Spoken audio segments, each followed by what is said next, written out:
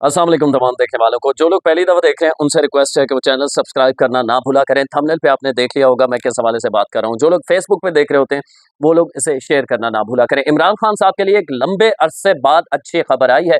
उनके वकला को एक बहुत बड़ी कामयाबी मिली है। इस हवाले से आपको बताऊंगा। एक इमरान खान साहब के लिए अब तक का सबसे बड़ा केस उन पे कल उसकी समाअत होने जा रही है। इसमें क्या होगा, क्या पूरी पीटीआई बैन हो सकती है, खतरात मौजूद हैं, इस हवाले से आपको बताएंगे। और साथ-साथ मलिक रियाज के हवाले से मैं डिस्कस करूँगा। मलिक रियाज के रेड वारंट गिरफ्तारी जारी कर दिए गए हैं। उन्हें मिडल ईस्ट से पाकिस्तान लाकर उन पे केस करने के हवाले से मालूमात क्या हैं और क्या ये मुमकिन है या नहीं, इस हवाले से बात करेंगे। सबसे पहले बात कर लेते हैं इमरान खान की अच्छी खबर के हवाले से। इमरान खान पे आप समझते हैं, आप के इल्म में है कि सबसे जो बड़ा इस वक़्त केस है, सबसे अहम केस है जिसमें उन्हें 14 साल सज़ा हो चुकी है, वो 190 मिलियन पाउंड केस है। 190 मिलियन पाउंड केस का जैसे ही फैसला आया था तो उसके बाद पूरी कोशिश थी तहरीक इंसाफ की कि इसकी सजा मुअत्तल करवाई जाए और हाई कोर्ट का रुख किया जाए, इस्लामाबाद हाई कोर्ट का। लेकिन बारहा कोशिश के बावजूद ये केस आगे नहीं चल पा रहा था। अब एक बड़ी डेवलपमेंट जो हुई है और बड़ी खबर आई है वो ये है कि कल ये तहरीक इंसाफ के वकला ने मीडिया को बताया कि कल 190 मिलियन पाउंड केस की समाअत बाकायदा होने जा रही है। कल ये 11 बजे इस की दरख्वास्त जो दी हुई है तहरीक इंसाफ के वकला की जानिब से कि इसकी सज़ा जो 14 साल है इसे मुअत्तल कर दिया जाए। अब देखना ये है कि अदालत ये मुअत्तल करती है नहीं और कितनी समाअतों पर मुअत्तल करती है। ऐसा नहीं होगा कि पहली दफ़ा ही आप इस केस को लगाएं और पहली समाअत पे ही अदालत कहे कि हाँ जी 14 साल की सज़ा मुअत्तल ख़त्म और खान साहब को इसमें बेल दी जा सकती है। ऐसा नहीं होगा, 2-4 समाअतें होंगी, फिर आगे जाके ये नतीजा निकलेगा कि किस बुनियादों पर आपने ये दरख्वास्त दी है कि इसकी सज़ा को मुअत्तल कर दिया जाए। अगर ये सज़ा मुअत्तल होती है, ये अगर सज़ा मुअत्तल होती है तो इमरान खान साहब के बाहर आने के चांसेस बढ़ जाएँगे, क्योंकि सबसे बड़ा और अहम केस यही है। बाकी तोशाखाना केस या जो कल जिसकी समाअत होने जा रही है, इस हवाले से भी आपको बताऊँगा। वो केसेस इतने स्ट्रॉन्ग नहीं हैं अदालत के अंदर, जो हमने समाअतें देखी और जो रिपोर्ट करते रहे, जो फैसले आते रहे, उसमें सबसे ज़्यादा स्ट्रॉन्ग केस खान साहब का 190 मिलियन पाउंड केस के हवाले से है। तो ये एक बड़ी डेवलपमेंट है। कल 11 बजे इस्लामाबाद हाई कोर्ट में इस दरख्वास्त की समाअत होने जा रही है, जिस दरख्वास्त में तहरीक इंसाफ के वकला ने कहा है कि 190 मिलियन पाउंड केस की जो सज़ा है उसे मुअत्तल कर दिया जाए। तो आप देखते हैं कि कल क्या होता है। जो सबसे बुरी खबर मैंने आपको कहा खान साहब के हवाले से है, वो है फॉरेन फंडिंग केस या ममनुआ फंडिंग केस के हवाले से। इसमें मैं आपको ये बता दूं कि कमेंट्स में मैं इसमें लिंक दे दूंगा। तो जो लोग पहली दफ़ा ये देख रहे हैं, मुझे रेगुलर नहीं देखते, कम ही लोग देखते हैं ज़ाहिर है अभी, तो वो उनके लिए वो ममनुआ फंडिंग केस और फॉरेन फंडिंग केस जो है, इस पे तफ़सील से मैंने 2 हफ़्ते पहले वीडियो की थी कि चालान क्यों बना है और इस केस का बैकग्राउंड क्या है, अकबर एस बाबर कौन है, कब ये केस बना था, किस तरह केस चलता रहा और इसमें बाकायदा फॉरेन फंडिंग साबित हुई थी। तो अब ममनुआ फंडिंग का नाम बदल दिया था, फॉरेन फंडिंग के बजाय अदालत ने कहा था ममनुआ फंडिंग है। तो अब उस पे आईन ये कहता है कि आप ममनुआ फंडिंग लेते हैं कोई सियासी जमात, तो आपकी पार्टी बैन हो जाएगी मुकम्मल। क्या यही होने जा रहा है? अब मरकज़ी मुल्ज़िम 11 मुल्ज़िमान के अलावा इमरान खान को करार दिया गया है। कल इसका चालान पेश होने जा रहा है फॉरेन फंडिंग केस के हवाले से, और जज अब्दुल गफूर काकड़ जो बैंकिंग कोर्ट है उसमें इस केस का, नैब का बैंकिंग कोर्ट, उसमें इस केस के अब्दुल गफूर काकड़ साहब जज हैं, वो कल समाअत करने जा रहे हैं। ये एक अहम और बड़ी खबर है कि इस केस में भी अगर खान साहब को सजा हो जाती है तो मुश्किलात मजीद बढ़ जाएंगे और पार्टी बैन की तरफ भी जा सकती है, क्योंकि आइन के अंदर ये मौजूद है कि कोई ऐसा शहरी किसी सियासी जमात को पाकिस्तान की फंडिंग नहीं कर सकता जो कि पाकिस्तान का शहरी ना हो। और इस ममनुआ फंडिंग केस का 2022 में फैसला आया था। तफसील में इसलिए बहुत ज़्यादा नहीं जा रहा, पहले आपको बता चुका हूँ। 2014 में ये केस किया था अकबर एस बाबर, जो खुद फाउंडिंग मेंबर्स में से शामिल हैं, तहरीक इंसाफ के इमरान खान के बहुत करीबी साथी थे। उन्होंने खुद ये केस किया था। उन्होंने इल्ज़ाम लगाया था कि खान साहब जो है वो गैर मुल्की फंडिंग ले रहे हैं अपनी सियासी जमात के लिए, जो आईन पाकिस्तान के मुताबिक मना है, ममनू है। तो इस पे केस चलता रहा 2014 से 2022 में इसका फैसला आया था।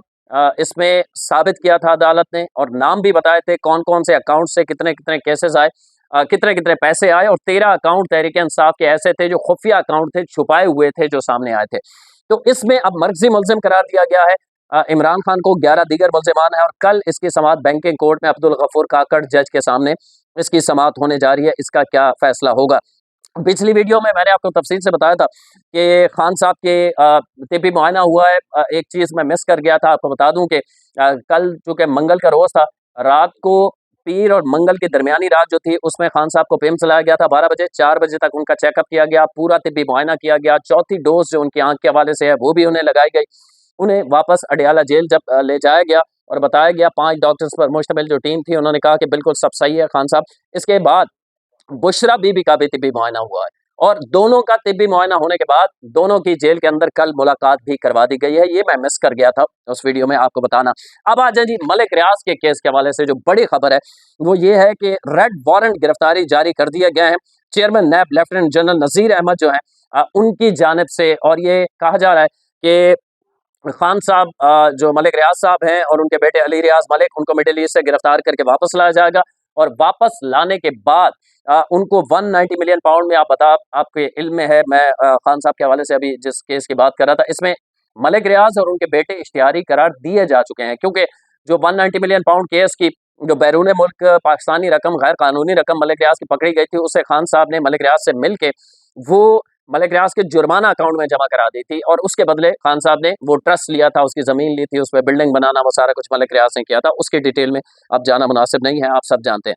तो अब ये ताज़ा तरीन कार्रवाई है, मलिक रियाज और उनके बेटे अली रियाज मलिक के रेड वारंट गिरफ्तारी जारी किए गए हैं। उन्हें दुबई से गिरफ्तार करके वापस लाने के लिए कोशिशें की जाएंगी और लेफ्टिनेंट जनरल जो नज़ीर अहमद हैं, चेयरमैन नैब हैं इस वक्त, उन्होंने रेड वारंट जारी किए हैं और उन्हें आपको पता है 190 मिलियन पाउंड केस में दोनों बाप बेटा मलिक रियाज और उनका बेटा मफरूर है।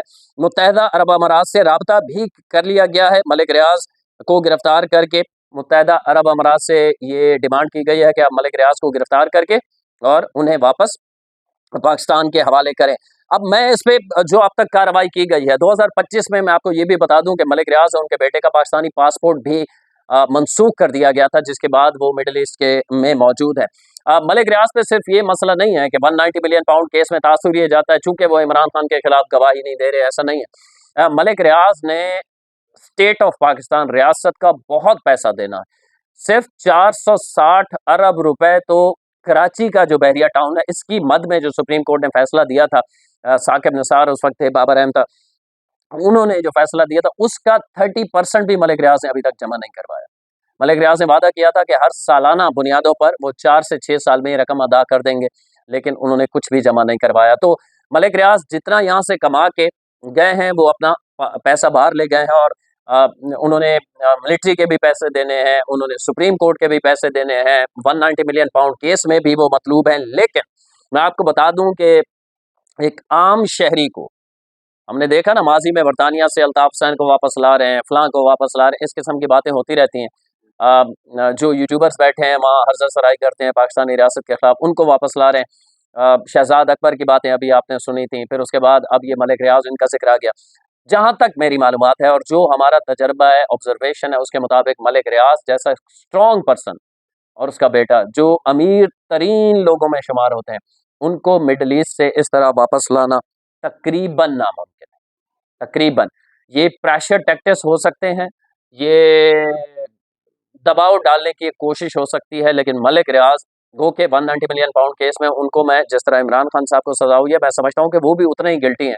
यानी रिश्वत लेने वाले को तो सजा हो गई कि उसने एक ट्रस्ट लिया, उस पर यूनिवर्सिटी बनाई, और जिसने अपने पैसे बचा के रिश्वत दी वो मफरूर है, तो उसको भी सजा इतनी बनती थी। लेकिन उसके बावजूद मैं ये समझता हूँ कि मलिक रियाज को वापस नहीं लाया जा सकेगा। ये आप देख लीजिएगा, ये कोशिशें होंगी, मुख्तलिफ होती रहेंगी, लेकिन इतना आसान नहीं है। मलिक रियाज जैसा बंदा जिसके पास अरबों खरबों रुपए हैं, अगर वो मिडल ईस्ट में इन्वेस्ट कर रहा है तो वो रियासतें क्यों चाहेंगी इस वक्त, खास तौर पर जिस तरह उन रियासतों को माशी तंगी का सामना है ईरान जंग के बाद, जिस तरह वहाँ हमले हुए और इन्वेस्टर्स वहाँ से भाग गए हैं, तो वो क्यों चाहेंगे कि मलिक रियाज जैसी मछली जो अरबों खरबों डॉलर यहाँ ला सकती है, हमारे मुल्क में इन्वेस्ट कर सकती है, उसको हम गिरफ्तार करके पाकिस्तान को दे दें ताकि हमारे हाथ सोने की चिड़िया हमारे हाथ से निकल जाए। तो ऐसा मुझे नहीं लगता कि जितने भी हम जोर लगा लें, हमारे यूएई से को इतने अच्छे मरासिम नहीं है कि वो हमारे कहने पे मलिक रियाज को दे दे। बहरहाल कोशिश है रियासत की, देखते हैं अब आगे क्या होता है। अगली वीडियो तक के लिए अल्लाह ने के बाद।